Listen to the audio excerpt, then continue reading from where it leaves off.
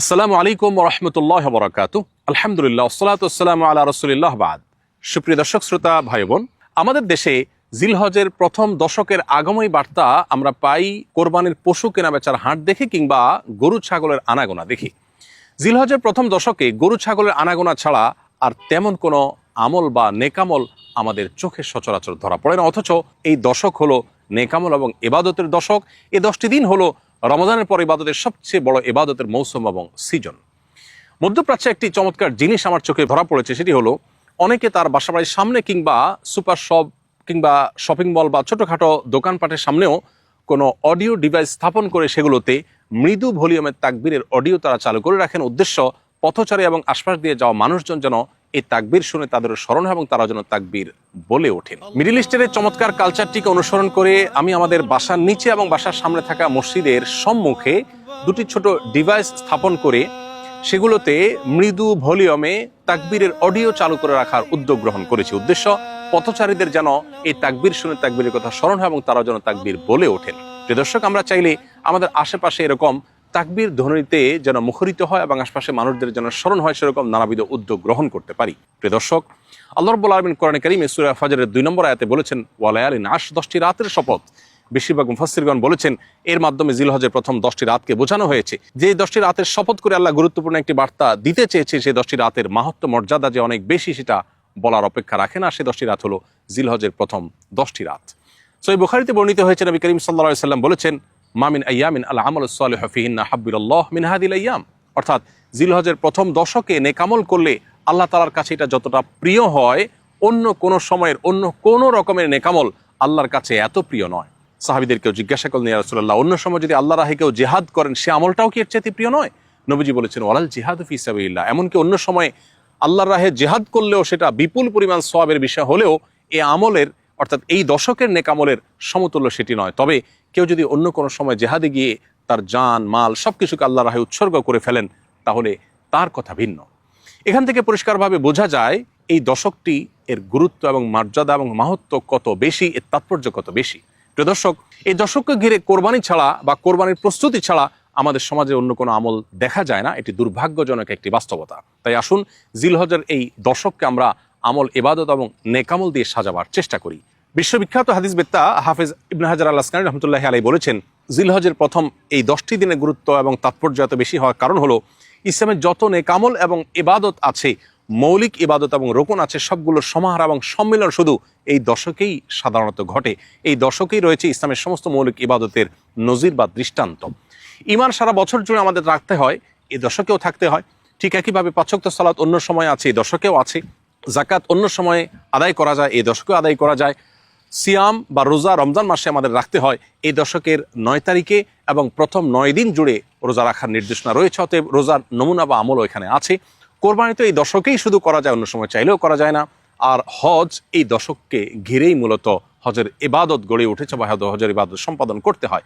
ঠিক এভাবে ইসলামের মৌলিক সমস্ত ইবাদতের সমাহার এই দশকে পাওয়া যাওয়ার কারণে এর গুরুত্ব অনেক বেশি। প্রিয় দর্শকের জন্য আসুন এই দশককে আমল এবং ইবাদত দিয়ে আমরা সাজিয়ে তোলবার চেষ্টা করি।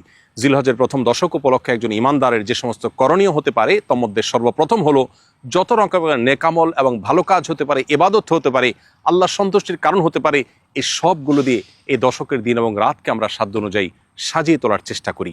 কারণ এই দশকের নেকামল আল্লাহর কাছে সারা বছরের যে কোনো সময়ের যে কোনো নেকামলের চাইতে প্রিয়। অতএব আমলের এই মৌসুমকে নেকামল দিয়ে আমরা ভরিয়ে তোলার চেষ্টা করি। 5 ওয়াক্ত ফরজ নামাজ তো বিশেষভাবে গুরুত্বের সাথে আদায় করবই, পুরুষরা জামাতের সাথে মহিলারা যথাযথভাবে যথাসময় আদায় করব। এর বাইরে নফল রোজা, নফল ইবাদত এবং অন্য সমস্ত নেকামল দিয়ে আমরা সাজাবার চেষ্টা করব। দ্বিতীয়ত, পাপ এবং গুনাহের কাজ সারা বছর জুড়েই একজন ইমানদারের জন্য ক্ষতিকর, ধ্বংসাত্মক। এই দশকে ইবাদত এবং নেকামলের মৌসুম হওয়ার কারণে বিশেষভাবে পাপাচার থেকে বেঁচে থাকার আমরা চেষ্টা করব। তৃতীয়ত, এই দশক জুড়ে আমরা বেশি বেশি আল্লাহর জিকির এবং স্মরণ করবার চেষ্টা করব, কারণ সূরা হজের 28 নম্বর আয়াতে আল্লাহ তাআলা সেই নির্দেশনা আমাদেরকে দিয়েছেন। অতএব যতভাবে আল্লাহর জিকির হতে পারে, আল্লাহর স্মরণ হতে পারে, এই দশক জুড়ে সেটা আমরা আল্লাহর উদ্দেশ্যে নিবেদন করব। চতুর্থত, যাদেরকে আল্লাহ তাআলা তৌফিক দিয়েছেন তারা এই দশকে হজ করবো ইনশাআল্লাহ। 5 নম্বর হলো যাদেরকে আল্লাহ তৌফিক দিয়েছেন তারা এই দশকের 10ম দিনে অর্থাৎ কোরবানির দিন আমরা কোরবানি পেশ করব আল্লাহর উদ্দেশ্যে। 6 নম্বর আমল হলো এই দশককে ঘিরে আমরা বেশি থেকে বেশি তাকবীর, তাহমিদ, তাহলিল অর্থাৎ আল্লাহু আকবার, লা ইলাহা ইল্লাল্লাহ, আল্লাহু আকবার ওয়ালিল্লাহিল হামদ বেশি বেশি আমরা পাঠ করব এবং উচ্চারণ করতে থাকব। সাহাবীদের মধ্যে কোন কোন সাহাবী এই দশক উপলক্ষে বাজারে যেতেন শুধুই তাকবীর পাঠের উদ্দেশ্যে, কিছুটা সরবে বা উচ্চ কণ্ঠে তারা তাকবীর পাঠ করে অন্যদেরকে স্মরণ করাতেন, যাতে তাদের তাকবীর শুনে অন্যরাও তাকবীর পাঠ করেন। কতটা গুরুত্বপূর্ণ হলে এই দশকে তাকবীর দ্বারা পুরো পরিবেশকে মুখরিত করবার চেষ্টা সাহাবীগণ করতেন। অতএব এই দশকের দিন এবং রাতকে আমরা সাধ্য অনুযায়ী নারী পুরুষ সবাই, নারীরা নীরবে, পুরুষরা যেখানে সরবে দরকার হয় সেখানে সরবে, যেখানে নীরবে হয় সেখানে নীরবে তারা বিশেষ তাকবীর পাঠ করব। 7 নম্বর আমল হলো এই তাকবীর, অর্থাৎ আল্লাহু আকবার, লা ইলাহা ইল্লাল্লাহ, আল্লাহু আকবার ওয়ালিল্লাহিল হামদ। এটি জিলহজের 9 তারিখ বাদ ফজর থেকে নিয়ে জিলহজের 13 তারিখ আসর পর্যন্ত এই দিনগুলোর প্রত্যেক ফরজ নামাজের পর নারী পুরুষ সবাই যার যার অবস্থান থেকে একবার করে আমরা পাঠ করব। এটি হলো বিশেষভাবে এই তাকবীর পাঠের আমল।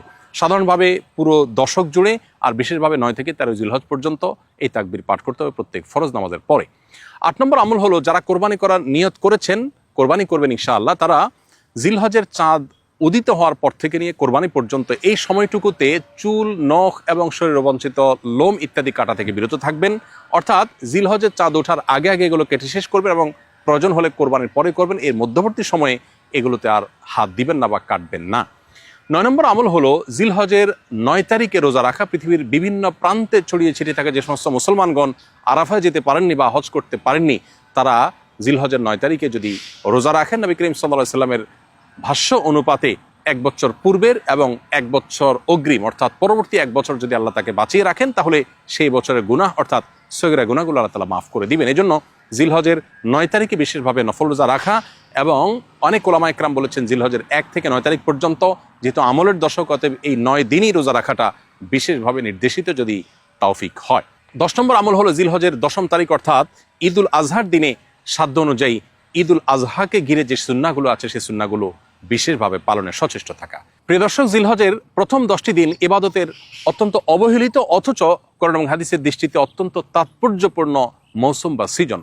আসুন প্রত্যেকে যার যার জায়গা থেকে এই দশকের তাৎপর্য, গুরুত্ব এবং মাহাত্ম্য সম্পর্কে মানুষের মধ্যে সচেতনতা সৃষ্টি করি, মানুষের মধ্যে জানাশোনাটা বাড়ানোর চেষ্টা করি এবং সেই সাথে এই দশকের করণীয়গুলো নিজেরা আমল করি, অন্যদেরকে আমল করতে উদ্বুদ্ধ করি। আল্লাহ রাব্বুল আলামিন আমাদের সবাইকে জিলহজের এই দশকের গুরুত্ব অনুধাবন করা, অন্যদের মধ্যে সচেতনতা সৃষ্টি করা এবং আমল দিয়ে এই দশককে অর্থবহ করে তোলার তৌফিক দান করুন।